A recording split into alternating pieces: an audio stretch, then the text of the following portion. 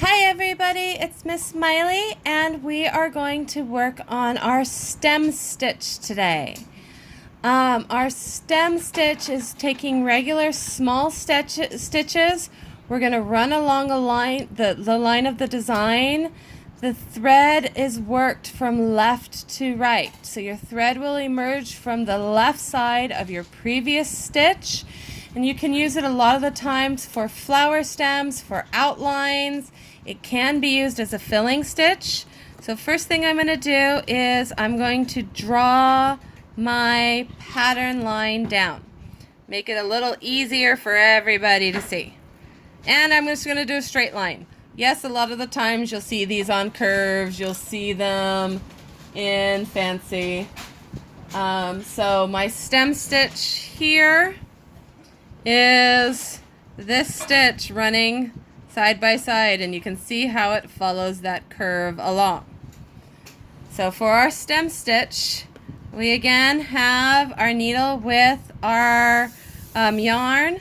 I have a knot already tied down at the bottom, and since I'm going to work left to right, I'm going to hold my fabric this direction, and I'm going to bring up my needle on the left side of the fabric.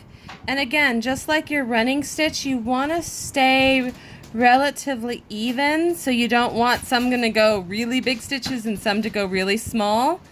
But my needle's going to go back down on the right side, and I'm going to tip it back just a little bit so that when it comes back up, it's going to line up on the left side. So as I pull this tight, make sure I'm on camera. Oh, get out of the way. You can see how the two sit side by side here. And I went 2, I think I'm going to go 3 this time, make my stitch a little bit longer to figure out what works best with a thicker yarn. And back down.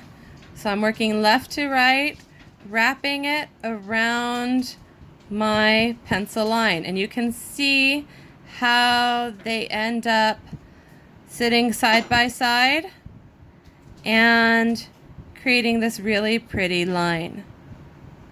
So we're going to go down, back just a little bit. Now, do stitches have variations? Yes, but we want to teach you guys the most standard way, and then we'll show you guys some of the variations. So going up and down, changing how we wrapped over here was a variation. These are your projects at the end, so can you vary it? Yep.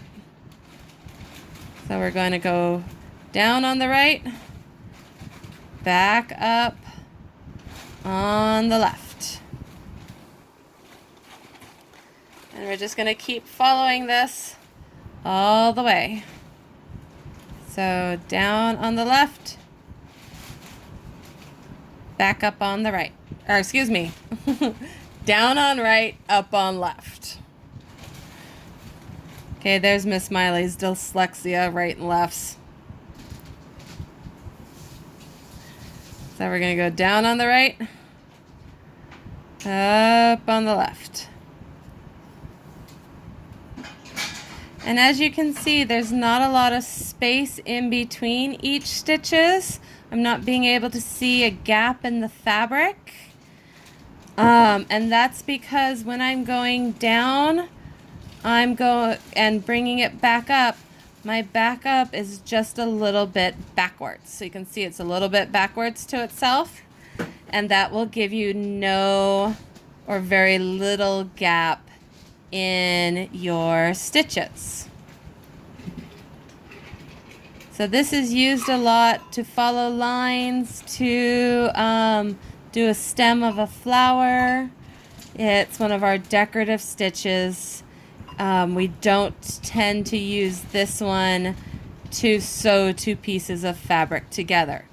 You're going to use your running stitch to sew 2 pieces of fabric together. You can use a back stitch to sew pieces of fabric together. Your stem stitch, though, it's a lot of extra thread just to sew 2 pieces together.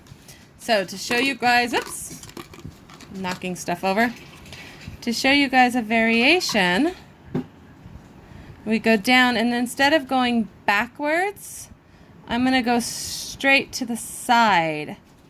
So I'm still going down at the right and up at the left. I seem to have pulled a little frayed edge. But it will change the stitch just slightly that I'll be able to see a little bit of fabric. So I'm going to go down on my right, up on my left, but not going backwards. I'm going straight this time, straight across. In class, I showed you this one first, which gave us this itty bitty little, let me roll this side, itty bitty little roll of our fabric. So down on the right, up on the left, but I'm going straight across. And you guys can see there's a little bit of gap in between my stitches. They stand much more alone than where I went backwards. They stand on top of each other. So it's your choice. There are times to do either or, both in our projects and in other projects as you go. The big thing is we want to stay even what's going across, that this stitch is the same length as my next stitch, same length as my next stitch, and my unders are the same length as each other. If I turn this over, you can really kind of see where I went backwards versus going straight across, what the difference in that pattern is.